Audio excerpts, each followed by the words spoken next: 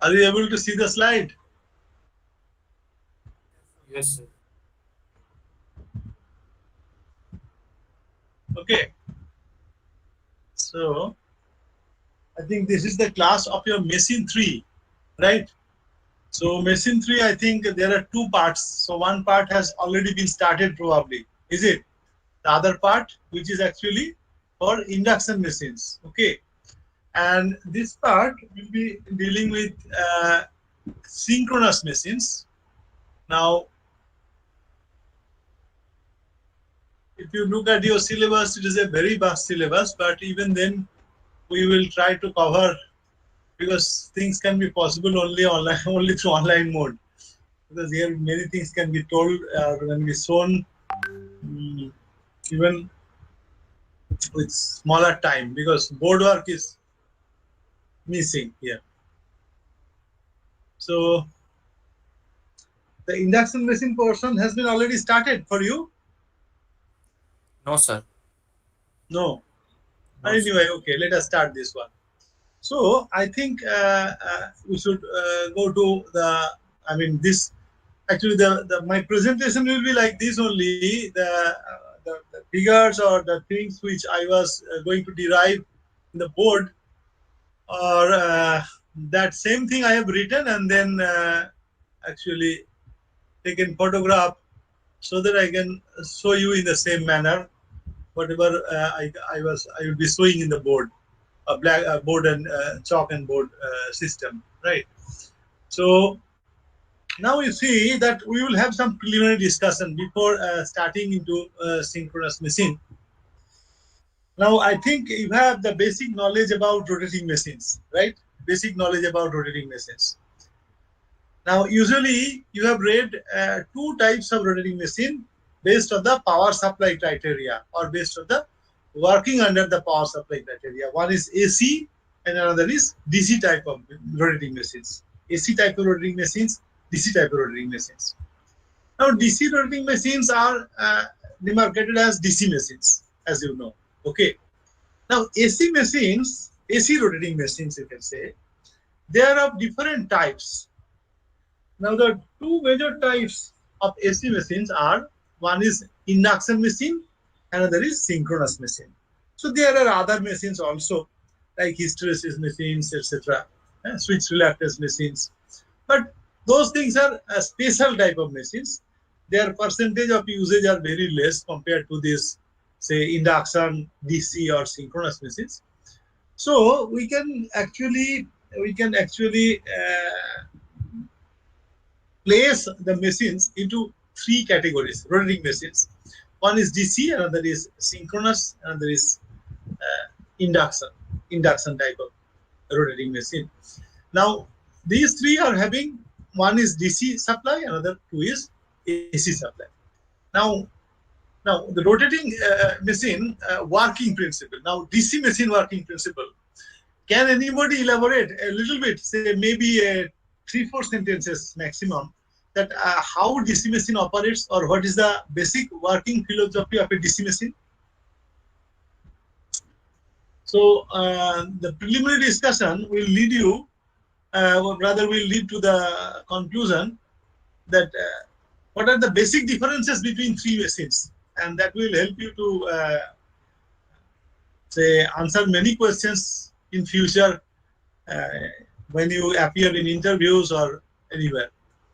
So can you elaborate, any of you, maybe 3-4 lines maximum, at how a DC machines operate, or on which working principle does it operate?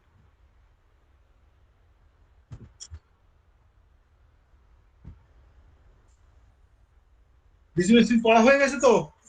Have you read it? Hello? হ্যাঁ sir, পড়া হয়ে গেছে। তো at least by maximum, sir flux আর হচ্ছে ওই স্পিডের ওপর যে ডিপেন্ডেন্ট, মানে লাইক হচ্ছে ওই ফ্লাক্স বা স্পিডের মধ্যে ওই যে কোনো একটা হচ্ছে ওই চেঞ্জ করলে, তো ওটা থেকে হচ্ছে না ফ্লাক্স স্পিড চেঞ্জ করার ব্যাপার নেই, now working principle of DC machine based on some fundamental law, right? fundamental law, Left which you hand have rule. read from your class 8 or 9 standard to even right now. So do you remember that? Left Left hand Sir, rule. hand rule. Fleming left hand The rule. left hand rule and the right hand rule. Fleming's rule. It is Fleming's rule. So the first Yes, sir. line would be that working principle of DC machine actually is lying under Fleming's rules. So there are two rules. One is left hand rule, another is right hand rule. Right? Now, left hand rule demonstrates the Motor behavior of a current carrying conductor in a magnetic field. Right? If there is a current carrying conductor in a magnetic field, it will experience some force. And that he has shown perpendicular such and such. But now, after having read 2 years in electrical engineering, so you know it is actually the force is I cross B, right? The cross product between the vector of current and the someone has entered actually current and the magnetic field, right? So that is why you have seen that the torque equation is nothing but Ka phi Ia. Ka phi Ia. Ka is the machine constant. Now I cross I, right? So it is phi I into sine of delta. Now that delta is 90 degree in DC machine because you see the armature MMF and the field MMF, they are lying perpendicular. So that is why he has shown also by expanding the first three fingers at right angles, right? So if one shows the current direction and another is the magnetic field direction, middle finger and the forefinger, and then your thumb will actually denote the motion, right? So that is Fleming's rule. And even you see the generators, that is on Fleming's right hand rule. And what is right hand rule? It demonstrates the behavior of a moving conductor in a magnetic field. Moving conductor. Now here it is shown like that. If it is moved in a magnetic field, some EMF will be induced and current will flow. Right? Again, they are perpendicular and all BLV. Right? B cross B. So therefore, the DC machine actually, you see that the torque production is basically, if you look at the motor, let us forget about generators, a motor working principle. So the torque production is actually depending on if you have a conductor in a magnetic field and the conductor is carrying current, it will experience some force, and that force actually it is so arranged that it is behaving like a torque because there are conductors and coils, one direction in one for one side and another direction, opposite direction for other side. So it experiences torque, and the torque will make the rotor to move because the conductors are in the rotor and magnetic field in the stator. So in 3-4 lines, you can express like this. So why I am talking, I will tell you. Because see, then you see the torque. Whenever there is a presence of flux and current, torque will be there and motor is going to rotate. If the torque is more than the inertia, I mean, it can overcome the inertia of the rotor, right? So therefore, there is no dependency on speed, right? So torque will be always there, independent of speed, if there is a flux and the current through the armature coils, right? So this is what. So it can rotate at any speed, DC machine, depending on the magnitude of current and then the magnitude of flux. Is it clear to you now? Clear? Yes. Achha. Now you have seen the second type of machine, very widely used, induction machine, right? Induction machine. Now, induction machine, what is the working principle? It works on AC, fine. What is the working principle? Can you just elaborate, say 3-4 lines?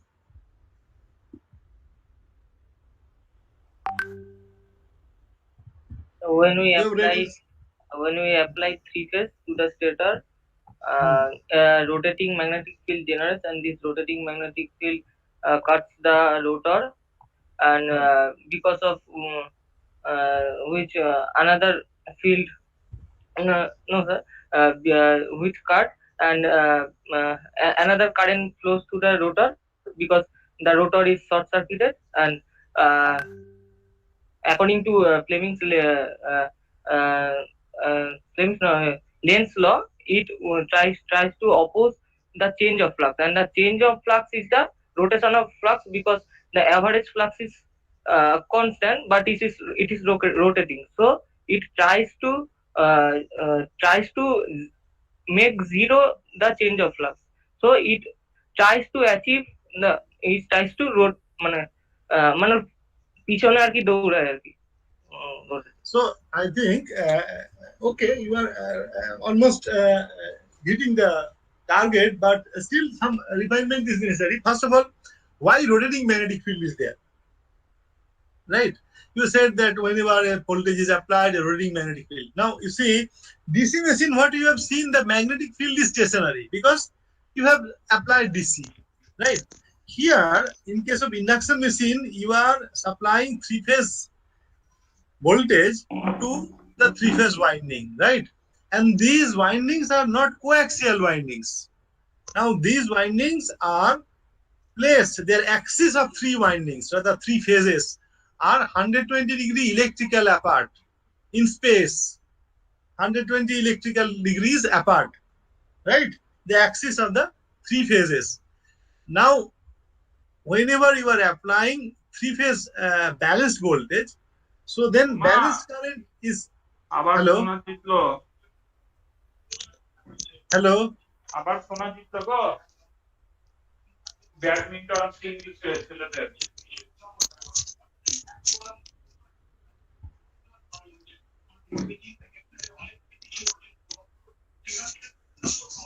hello তোমাদের you mute Subhajit Das, you mute yourself.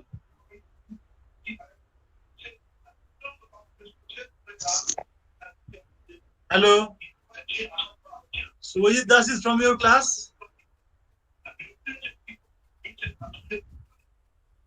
Yes, sir.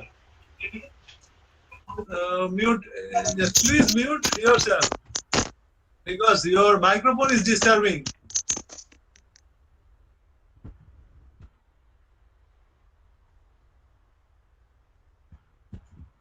Right. So now what we are discussing, that we were discussing regarding the three-phase currents. So now these three-phase currents are actually 120-degree electrical degrees apart, isn't it? The electrical degrees apart in time phase. Now their axis is actually 120 electrical apart in space phase. Now if you add these three-phase windings, three-phase MMFs rather, with this criteria, so we find a single field which is rotating in nature. So the answer should have been that because the coils are placed 120 electrical apart, their axis, so a composite field will be generated, so that will be rotating at synchronous speed, right? Now the next part is correct. So this field actually naturally will cut the rotor conductors, and there will be induced EMF in the rotor conductors because of say Faraday's law, not by say Fleming's law, because of Faraday's law. Faraday's law, you remember. So that is why this is known as induction machine, because rotor voltage is induced from the stator, right? So now this EMF will try to flow some current if there is a path. So now there are two types of motors. You have cage motors, you have slip ring type of motors. Now for cage motors, the path is automatic because the bars are sorted in the end through end rings. So automatically current will flow. But in case of slip ring motors, you have to sort the rotor bars rather. You have to sort the rotor windings that through three slip rings, right? So then the current is flowing in the rotor. Now it will create its own flux, right? So there you can say that this flux and the stator flux, they can interact and produce some torque, because whenever fluxes are there, so naturally there will be some force. This is one. Or you can say this flux, or this rotor current, will try to create the flux in such a way that it opposes the main flux, right? So then it will try to reduce the stator flux, which is not possible because stator is having some voltage, right? So naturally, the only way is that there is no current in the rotor, right? So current cannot be in the rotor only when the rotor, there is relative velocity between the rotor and the magnetic field is zero. So the rotor will try to catch the magnetic field and it will rotate. So this is clear. Okay, I mean, you have also explained almost okay. But the thing is that the point to be noted is that what happens when rotor runs at synchronous speed? So naturally, when the rotor runs at synchronous speed, there is no relative velocity between the stator magnetic field and the rotor body or the rotor conductors. And naturally, induced EMF is zero and rotor current is zero and no torque, right? And no torque means rotor will try to slow down. Slow down means again there is a cutting of flux with respect to rotor. So there is a intermediate position. I mean, there will be a constant, say, cutting, and the rotor will be actually rotating not at synchronous speed, but slightly lower than the synchronous speed, so as to have its own current and sufficient enough to produce some torque to rotate, right? And that depends on load also. So naturally, you see that it is unlike the case of DC machine, where we have seen that the speed can be any, right, for rotor, because it is only phi into Ia, the torque. Now here you find that torque becomes zero at synchronous speed. So the induction machines can run at all speeds except synchronous speed, right? That you should remember. And these machines are known as singly excited machines. So single type of excitation, or single excitation you can say, right? And that is why these induction machines are known as asynchronous machines also. In some literature also you will find they are designated as asynchronous machines, right? So DC machines runs at any speeds, induction machines runs at all speeds except synchronous speed. Now what happens to synchronous machine? Now basics we have read. So the synchronous machine, the stator part is similar to that of induction machine. That means a rotating magnetic field and all, everything is there when you impress three-phase voltages to the stator terminals. But the rotor actually is supplied with a different kind of supply, DC supply. Rotor is supplied with DC supply, right? So that is why this type of machines are known as doubly excited machines, double type of excitation. One is AC, another is DC, right? But still, in the synchronous machines falls under the category of AC machines because major part is AC. Okay. Now, you see, when you a rotor with DC, it will be also stationary in space, right? And the stator is AC, and the winding is similar to like that induction machine. So naturally, what is going to happen? The stator magnetic field is rotating in nature, and the rotor magnetic field is stationary in nature. So now if you see that due to this anomaly, the average torque can become zero. So if you multiply torque as say phi into Ia or phi cross Ia, right? So it is phi Ia, sine of angle between them. One is rotating at synchronous speed, that is sine omega t, and another is DC. So just simple phi. So phi into Ia into sine omega t, right? So now if you take average value of that, it's a pulsating one. You take average value of that, you get average value of zero, right? So naturally, the synchronous machines will produce zero average torque. So then what is the remedy? The remedy is that the rotor also should run at synchronous speed, right? So then you can have a fixed angle, right? You can have a fixed angle between the stator and the rotor, and then you can have a net torque, say phi I sine delta, right? That, like that, right? So the rotor has to always run at synchronous speed only to have a steady torque here. So then you find the difference. The synchronous machines cannot produce torque at any speeds except synchronous speed. Rather, will not produce torque at all speeds except synchronous speeds. So induction machine cannot produce at synchronous speed. So synchronous machines will produce torque only at synchronous speed, and DC machine will produce torque at all speeds.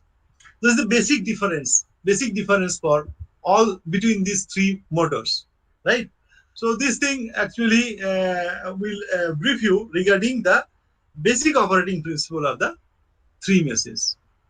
Now from here, we start the constructional part for synchronous machine. Now here I have drawn some figures by hand.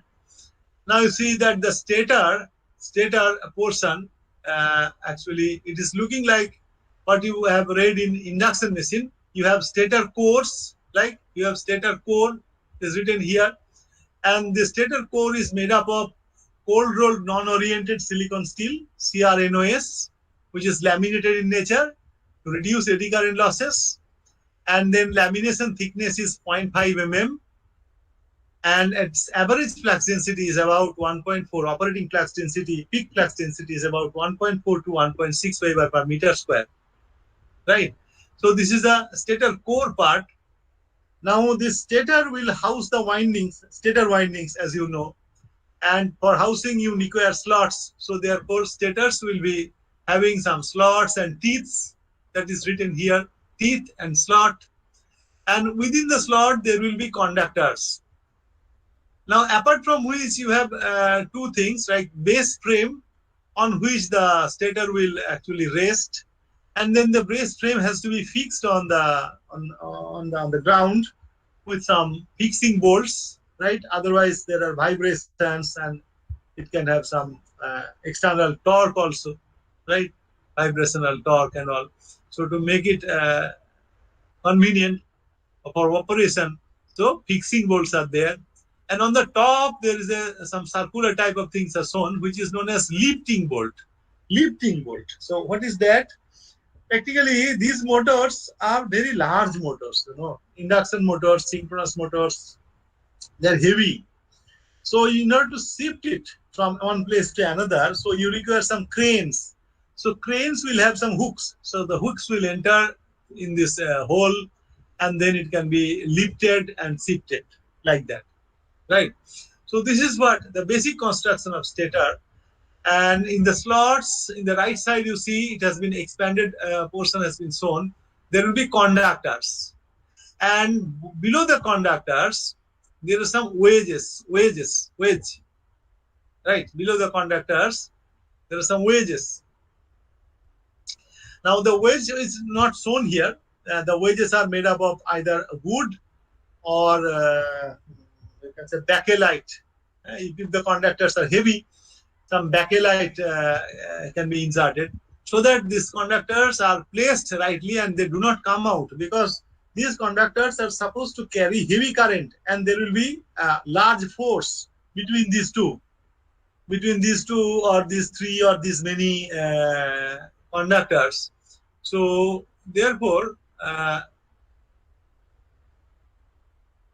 you see that the wedges are to be put in for tightening the conductors. Now the conductors expanded versions are also shown in the right hand side. So now in the outer side there is insulation, right? Insulation. So made of different materials, different classes, you can see, depending on the allowable temperature rise of the machine. So the class can be Y, A, E, B, depending on the temperature rise. Y can be for 95 degree temperature rise. A is 100 degree, like that. So accordingly, the insulators will be designed, like say enamel, super enamel, paper, cotton, like that. Now inside that insulation there are conducting portion, which is mainly copper, which is always copper, purest to the best extent, so 99.99% pure copper, and below which you find some circular thing which is shown to be cooling duct. So now again some demonstration is necessary in terms of say mathematics, rather you can say, or calculations, some small calculations. So as I have said, these machines are very large. So if you compare the ratings of these three machines, what I have said, three basic machines, DC machines, induction machines, and synchronous machines. So DC machines, although I mean their usage are getting limited, but still they are available, and they are actually majority of the rating within say 2 megawatts. So 2 megawatt DC machines are maximum ratings that we find in some specific applications like say rolling mills or so. Otherwise, general DC motors are actually within the range of 400 kilowatt to say 1 kilowatt, 0.5 kilowatt, like that, right? Majority of them will fall below say 30-40 kilowatt to 200-300 kilowatt, right? Sizes are small. Induction machines also similar. Maximum rating available up to 8 megawatt, 8 to 10 megawatt single unit, right? And then average ratings are 400 kilowatts or below, and it starts from say three-phase induction machine, say 0.5 kilowatt to say 400-500 kilowatt natural ratings, and then big machines are used, HT machines. They are of the order of say 2 megawatt. ID fans, FD fans you will find in industries, and then some induction generators. They are up to say 8 megawatt, maximum 10 megawatt of rating. But the synchronous machines, they are very heavier. You don't find synchronous machines below 30 kilowatt. So their average ratings are 300 kilowatt. I mean, average small ratings are 300-400 kilowatts, and you will find in hundreds of megawatts. Like say 500 megawatt single unit is highly possible in power plants. If you remember, or if you have read news like that, Bokaro power plant 3 into 500 megawatt, like that. Kolaghat thermal power plant 3 into 210 megawatt, right? So their ratings are very large, of the order of hundreds of megawatts, not in kilowatts. Now their operating voltage, rather generation voltage or operating voltage you can say, does not exceed 20 kilowatt. So in Kolaghat it is 15.75 kilowatt, kilovolt, 15.75 kilovolt. And in Bokaro it is like that only, 16 kilovolt or so, right? So you see that if it is a say 15.75 kilovolt and 210 megawatt, right? Star connection machine, say let us say unity power factor. Right? So what is the current carried by the phases? Each phases, can you calculate? 15.75 megawatt, say line to line voltage, and it has a 210 megawatt of power rating at unity power factor. So what will be the line current? Can you calculate and tell me?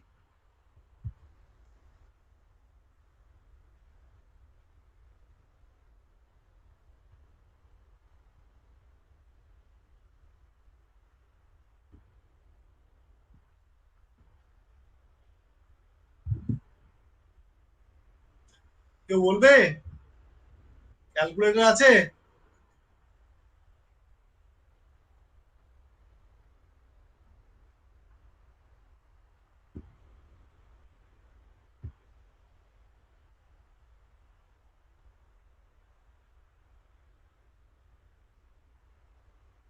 Hello, শুনতে পাচ্ছ? Yes, sir. হ্যাঁ, calculation করতে পারবে? It will be, sir, 7.7 ampere. হ্যাঁ, 15.75 kilovolt line to line voltage. Sorry, sir. It is delivering 210 megawatt of power at unity power factor. What will be the line current? Okay, sir. কি formula use করছে বলো প্রথমে? Sir, it will be the P by root 3V into cos phi. So cos phi is 1 unity power factor. Yes, sir. So P by root 3V is how much? 760. That এই যে করছে একটা সামান্য calculation এতক্ষণ লাগছে?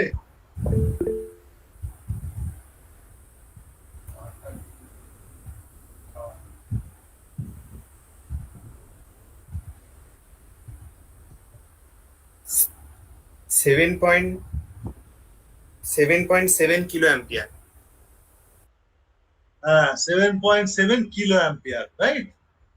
So you see the current carried by each phase is say 8 kilo ampere, let us say 8 kilo ampere, right? If the power factor is 0.8 or so, 8 kilo ampere. So now 8 kilo ampere current, now if its resistance per phase is even of the order of milliohms, let us say 1 milliohm. So what will be losses, copper loss in the conductor? I square R. So 8.8 whole square into 10 power 6 into 10 power minus 3. So it will be something around say 64 kilowatt, right? If it is 1 milliohm, right? Now this huge loss will try to increase the winding temperature so that to such extent that the coils will immediately melt, right? Become liquid. So heat extraction, quick heat dissipation is necessary, right? So that is why you see that cooling ducts inside the conductors are shown, and the cooling ducts, inside the cooling ducts, the cooling material is liquid hydrogen. So liquid hydrogen, you know, hydrogen is the lightest material available. Although it is explosive in nature, right? It has got serious disadvantage like being explosive in nature, but hydrogen has the advantage of having the best heat extraction capacity. Means, say if you take 1 kg hydrogen, its heat extraction capacity compared to other inert gases like say liquid helium, liquid nitrogen is much larger, and it is lightest. So if you have a pump, so it can move very fast. So therefore liquid hydrogen is chosen as a coolant, you can say, inside the cooling ducts for this type of windings. Okay, so this actually shows you that the stator construction. So what is there basic in the stators? Oh, I have forgotten to tell you the name of books also. So that is you can write down. So first one is actually Kustrine and Lloyd. Kustrine and Lloyd. I think I haven't shown anywhere, no? Okay. Kustrine and Lloyd. Puchstrein. Kustrine and Lloyd. AC machines. The first book. The second book name is MGSA. Performance and Design of Alternating Current Machinery or AC Machinery by MGSA. Okay. And the third one, although its explanations are not that lucid or it's not having that depth, but this book will provide you some problems which you can solve to pass exams or to have some knowledge regarding. Sometimes working out some problems also gives you the knowledge regarding the operation of the performance and operation of the machines, right? That name is PS Bhimra, Electrical Machinery by PS Bhimra. So these three books you follow, and along with my lecture notes, and I will try to explain majority of the things so that when you read the books, it becomes a little bit clearer to you. Okay, so these are the name of the books, and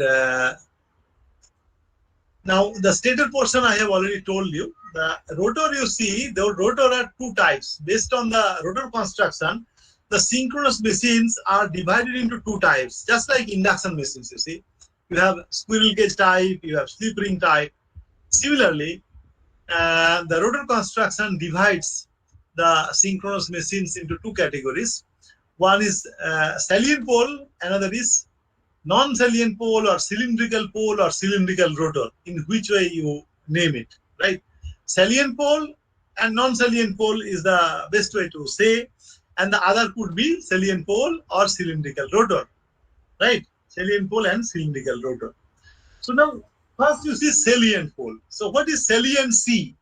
Now the saliency term is explained in the figure below, where x and y axis is shown, and some you can say some drawing showing some oval shape is shown.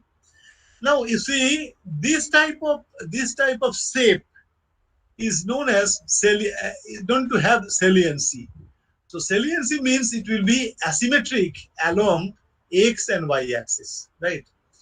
So now you can have a rotor body which can have a shape like this. So this shape is known as salient shape, and this type of rotors are known as salient pole rotors. So why pole? Because the field is supplied in the rotor here. The field is actually provided in the rotor here. Okay, so that's why it is known as salient pole. Now, salient pole, you see, could be. So actually, right, it is written here. I forgot. Reference books, MG Say, Stream Lloyd, and PS Bhimra. Okay. Actually, it is expanded, so I could not get. আচ্ছা এই পেজটা পেয়েছো তোমরা দেখতে third page are you able to see the third page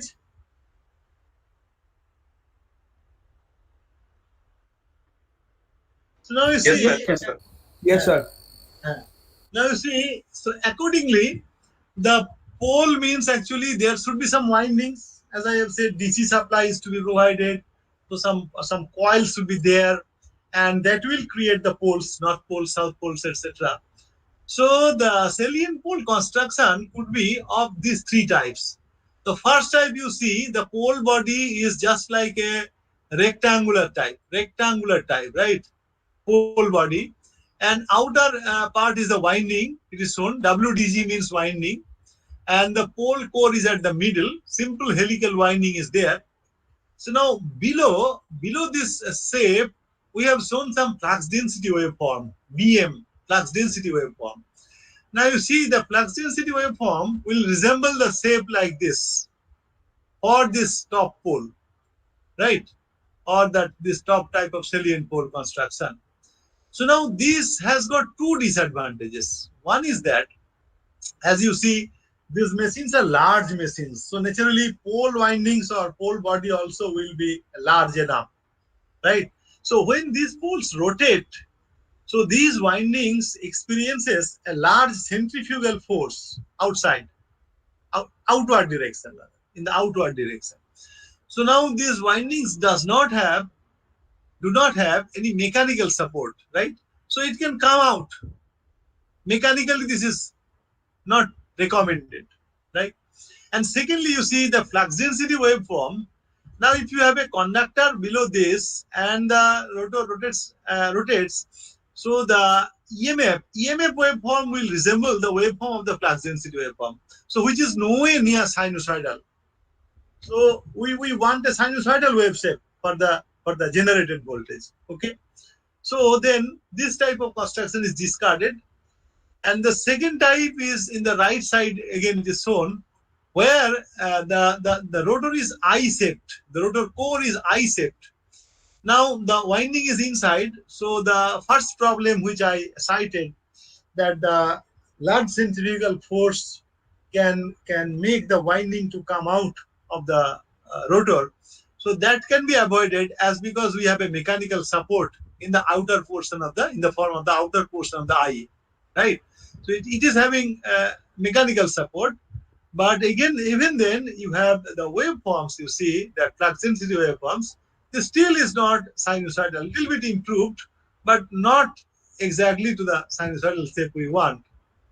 Now, the third shape, which is in the right side, you see that this is the shape of the rotor pole, or you can say rotor body, which we usually have in salient pole machines, where the rotor outer eye portion is actually machined to have a shape of, say, sinusoid top, and you see that the flux density waveform below is shown here, and which is nearly sinusoidal, almost sinusoidal, you can say.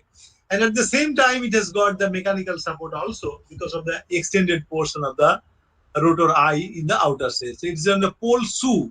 So the outer portion is of the pole is known as pole shoe or pole face, right? So then the winding is inside, and we have a pole core like this. Now this construction is preferred, as it is said, and the flux density waveform is also sinusoidal.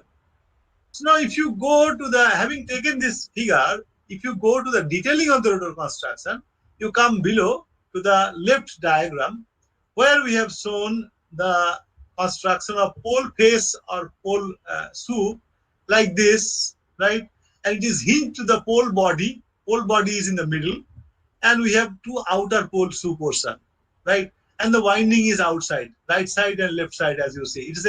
It's a cross-sectional view. It's a cross-sectional view, right? So now you see that this pole body written solid cast iron, and the pole face, it is written laminated with 0.5 millimeter CRGO. You can have CRNO also. Usually CRGO means cold rolled grain oriented, right? So therefore you can avoid say eddy current losses here because it is laminated. But the pole body portion is not laminated. It's a solid cast iron, right? Why it is so? First of all, the question will come to your mind that why it is so. Now this is simply because, as you see that right at the beginning of my lecture, so I started with that the synchronous machines always rotate at synchronous speed. So be it a generator, be it a motor, it will rotate at synchronous speed, as you see. That is why it is known as synchronous machine, right? Now when it is rotating at synchronous speed, you see that the relative velocity between the stator magnetic field and the rotor body will be always zero. So there is no question of any eddy current losses, or rather core losses inside the machine, inside the rotor. But why then it is again laminated? So then you see that the middle portion solid cast iron structure is justified, but the outer portion, pole face portion, is not justified. Now the reason is actually that it is assumed to rotate at synchronous speed always under steady state operation. So there are a lot of transients that can come, like say a generator is generating a power of say 210 megawatt, right? Full power, right? And suddenly the load demand has decreased to say 100 megawatt. So the naturally what is going to happen? Now the machine has to generate 110 megawatt right from then. Electrical load is only increased or decreased by switching. It takes hardly few milliseconds, 100 milliseconds, 150 milliseconds like that to change the load. These rotors are fitted with actually turbines as a prime mover. If you I don't know whether you have read this in your preliminary classes or not. The turbines, and accordingly we have two types of turbines. There are two types of basic turbines. One is steam turbines, another is hydro turbine. Right? Now the steam turbine, any turbine, whatever it is, now that that inlet, actually the turbine is rotated through, say for a steam turbine, it is through steam. Now steams are passed from the boiler through the turbine blades with the help of some system known as governor system, speed governor system, right? Steam governor system. So now as soon as the electrical load reduces, so your mechanical load, mechanical input to the mechanical power input to the rotor also has to reduce, and that reduction will take place through these mechanisms, like say coal burning, and then you have governor opening, and then the turbine. So these are all mechanical systems, so they are very slow. Slow means that takes at least few seconds, 10, 15, 20 seconds to slowly adjust the steam governor. Right. So then during that period of time, there is a mismatch between input power and the output power. And the rotor speed is bound to deviate from synchronous speed. So now you see that these motors, again I am telling they are large machines, so their radius or diameters are also large. So now when the diameters are large, so the surface velocity V is omega into R, right? Omega into R, the surface velocity at the tip, omega R, linear velocity. So now what happens, that omega is same for throughout the body, but radius is increasing and it is maximum at the tip of the pole, right? So then the linear velocity is maximum. So there is the relative velocity, relative linear velocity is largest at the pole faces. So during this transient period, the pole faces will experience a relative change in flux, right? Because there is a relative velocity between the rotor body and the magnetic field. So chances of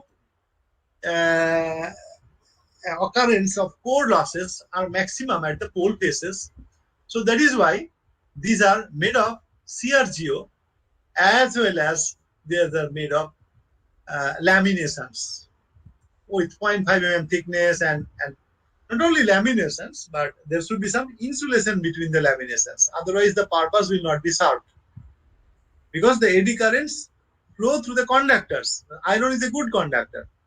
So now, unless and until you provide some insulation between the two laminations, so the current flow cannot be stopped. So a varnish is used. You see, it is dipped into varnish. So therefore, actually, the pole faces are laminated, and the pole bodies are actually made of cast iron solid, right? And again, some circular type of drawing is shown at the pole face, and in the expanded version, it is shown as damper bars, damper windings. Right side below, you see damper windings. Some arrow it is shown, damper bars and slots. And I'll explain this a little bit later. Just in the next page, probably some drawing is there. So I will just first finish the insulator, the winding portion. The winding is, you see that crossed. It is like the cross section. So the windings will be here in the outer portion, and it will have some conductors. It will have some conductors. Sorry. It will have some conductors like this, and the conductors will have insulation outside. Okay. So this is what. And then I will show the damper bars and slots. So damper bars, you see, this is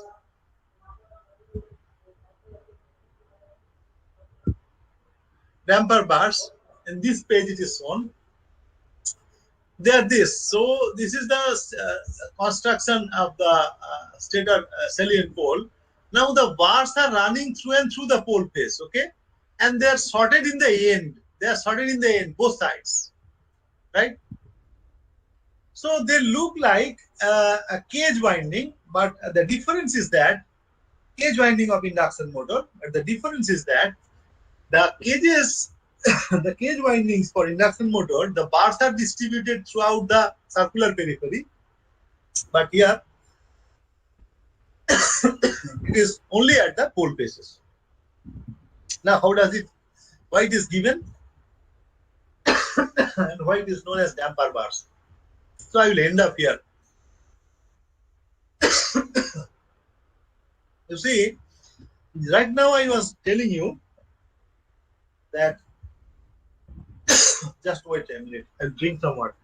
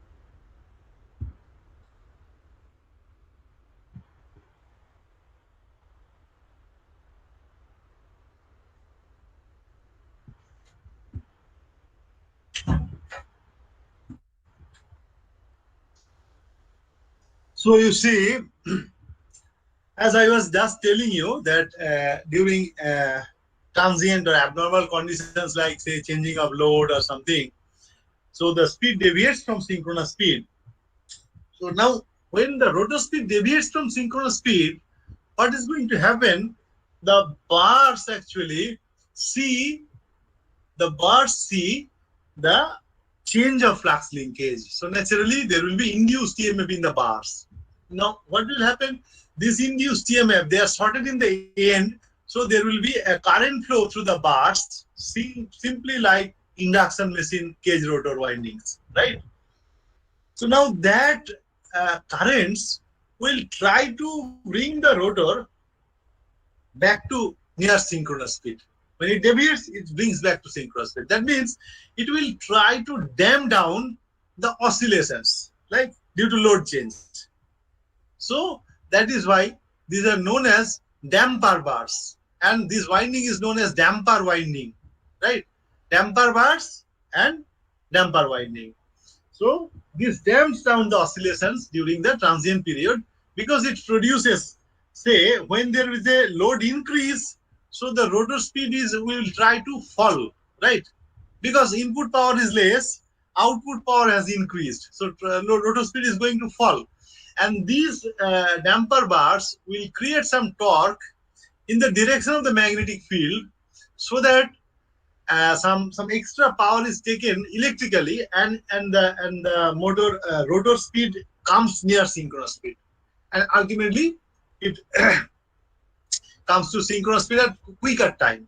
And on the other hand, when there is a reduction of load, supposing input power is high and load has reduced, so mechanical power is high means rotor speed will try to increase above synchronous speed.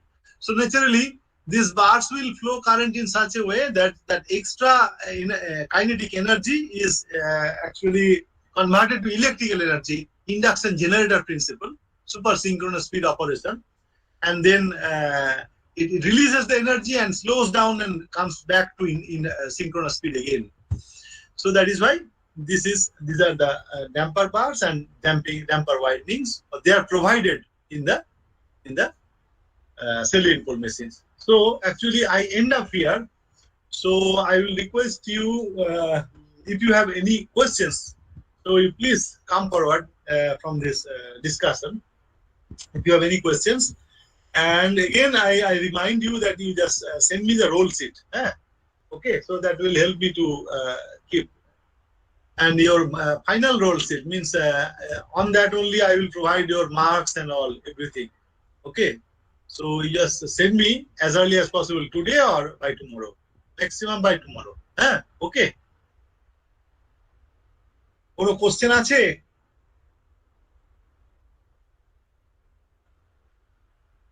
Hello? Do you have any questions?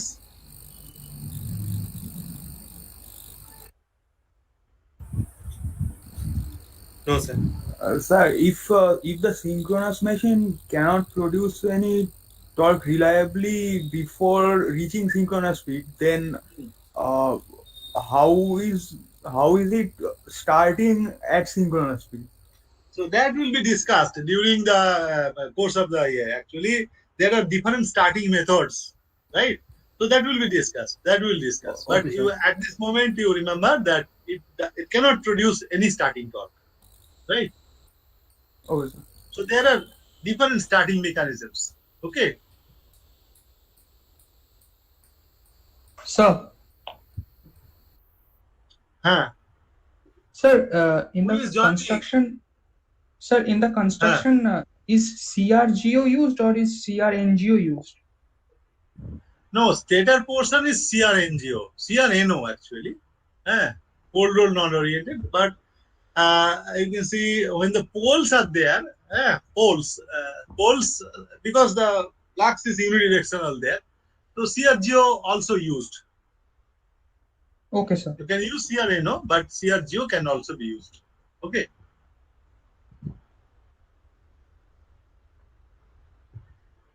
But the stator is always CRNO.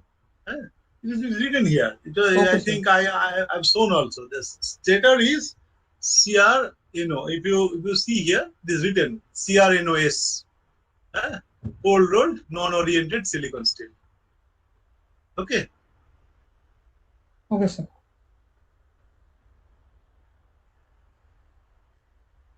Okay. So I leave.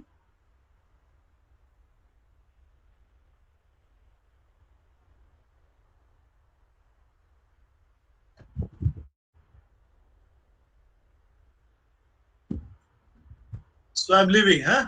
Okay. Okay, sir. So you can just send me the roll sheet. Okay. All right. Yes, sir. I will send it to you by today. Okay. Mail, through mail, not through that. What is it? WhatsApp? Not WhatsApp, mail. Okay, sir. Sure. Okay. Yes, sir. WhatsApp is a problem Okay, sir. for me here. Okay. Okay.